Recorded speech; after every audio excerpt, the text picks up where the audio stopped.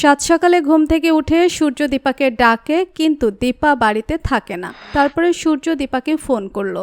দীপা বলে, আমি আপনার সঙ্গে পরে কথা বলছি। রুদি দীপাকে বলে, আপনার মেয়ের সঙ্গে তো দেখা করা হয়ে গেছে, এবার আপনি আসুন। দীপা বলে, আমার মেয়ের গালে ওটা থাপ্পড়ের দাগ, যদি আমাকে যেতেই হয় তাহলে আমি সোনাকে সাথে নিয়েই যাব। সোনা দীপাকে বলে, এটা কোনো থাপ্পড়ের দাগ নয়, আমার গালে অ্যালার্জি হয়েছে। তখন দীপা বলে, ভয় পাস না মা, তোর বাবা মা এখনো মরে যায়নি। তখন সোনা মনে মনে ভাবছে, রূপার মা যেটা সন্দেহ করেছে সেটাই আমার সঙ্গে হয়েছে।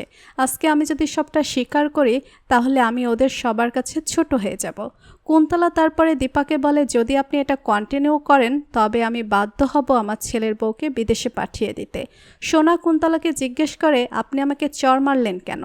তখন কুন্তলা বলে, তুমি দুষ্টুমি করেছ, আমি তোমাকে বারণ করেছি না ওই ঘরে যেতে? তোমার মা যদি রাগ করে আমার ছেলের উপরে গুলি চালাতে পারে, আর আমি তোমাকে শাসন করতে পারি না?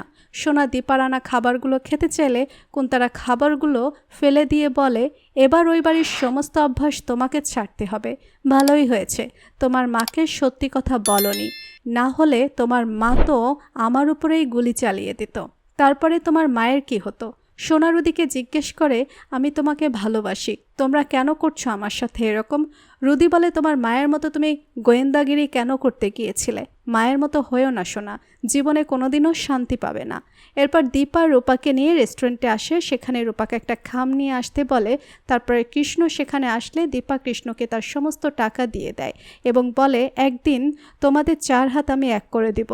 তখনই সূর্য সেখানে এসে দীপার উপর চিৎকার করে বলে, তাহলে এটাই তোমার ইম্পর্টেন্ট কাজ, যার জন্য তুমি সাত সকালে বেরিয়ে পড়েছ?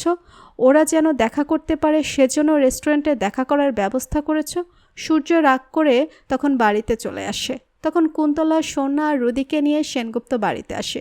বলে, আজকালকার দিনে মেয়েদের যে ডিভোর্স হচ্ছে এটার পিছনে তাদের বাড়ির লোকজন কিন্তু দায়ী থাকে, আর এক্ষেত্রে আপনার মেয়ের যদি ডিভোর্স হয় আর এজন্য দায়ী থাকবে ওর নিজের মা দীপা। সকালে আরেক মেয়েকে আমাদের বাড়িতে নিয়ে এসেছিল সোনাকে জ্বালাতন করতে।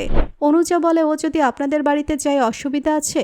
তখন কুন্তলা বলে, আমার শ্বশুরমশাই কিছু নিয়ম বানিয়েছে আর সেইগুলো আমি পালন করতে পছন্দ করি।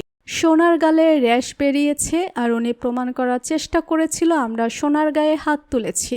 মেয়ে শ্বশুরবাড়ি থাকলে যদি ওনার এত অসুবিধা হয় তাহলে মেয়ে থাকুক না বাপের বাড়িতে।